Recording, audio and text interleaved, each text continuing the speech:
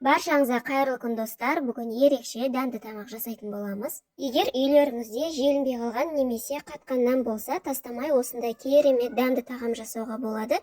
Ең бастысы нандарыңыз көгермеген болу керек. Жасап көріңіздер, дәмді шығады. Видеоның соңына дейін менімен бірге болыңыздар. Алдымен еттерімізді турап табаға қуырып аламыз. Бұл тағамды етпен істеу міндетті емес, етсіз де істей берсеңіздер, сондай дәмді болып шығады.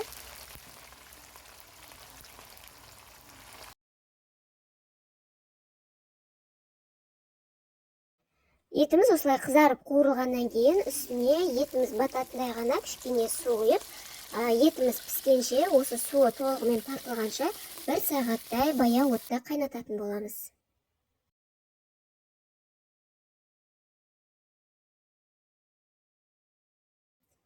Қазанның қақпағын жауып қайнатамыз. Менде осындай таза желінбей қалған қатқан нандар.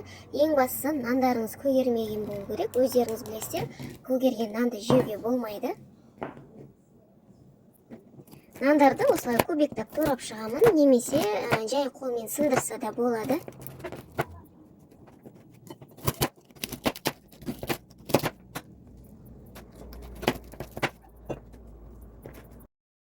Етіміз піскенше тамаққа қосатын заттарды турап дайындап аламын.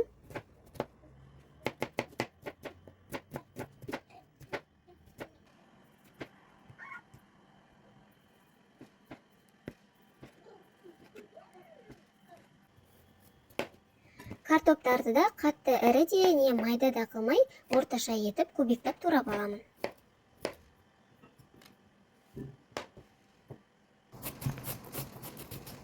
Сәбізді теркадан өткізіп аламын.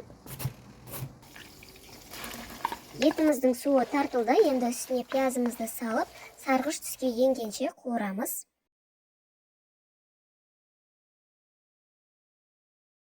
Пиязымыз қуырылған соң үстіне сәбізді, картопты және помидорды салып, барлығын жақсылап араластырамыз. Отты кішкене көтеріп, картоптарымыз қызарғанша қуырып алатын боламыз. Қазанның қақпағын жаппаймыз, 3-4 минуттай осылай картоптарымыз қызарып қуырылғанша қозғап тұрамыз.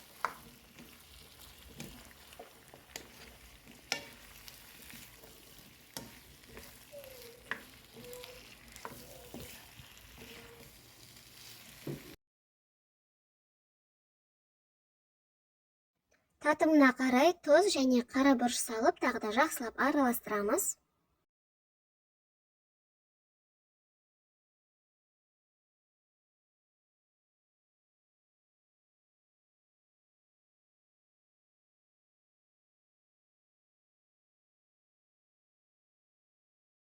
Мінекей біздің картоптарымыз қызарып, әдем болып қуырылды. Енді қазанның қақпағын жауып, 5-10 минуттай картоптарымыз піскенше баяу отқа қоямыз.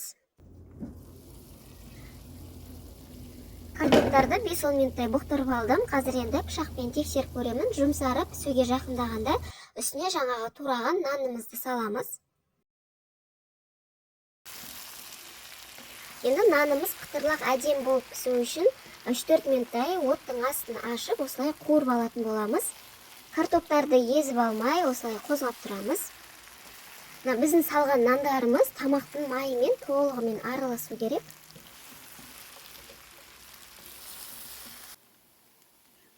Қуырып болған соң қазанымызға жарты пиалайдай су құйып, қазанның қақпағын жауып, 5-10 минутқа бұқтырып қоямыз. Сонымен біздің тағамымыз дайын болады. Тамағым піскенше бетіне көк пиязды турап аламын.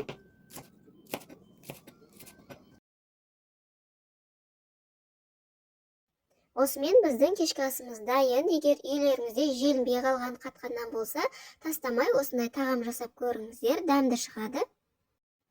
Видеом сіздерге пайдалы болса, лайк басып, пікір қалдыра кетіңіздер. Арнама тіркелуді ұмытпаңыздар. Назарларыңызға рахмет. Қош сау болыңыздар.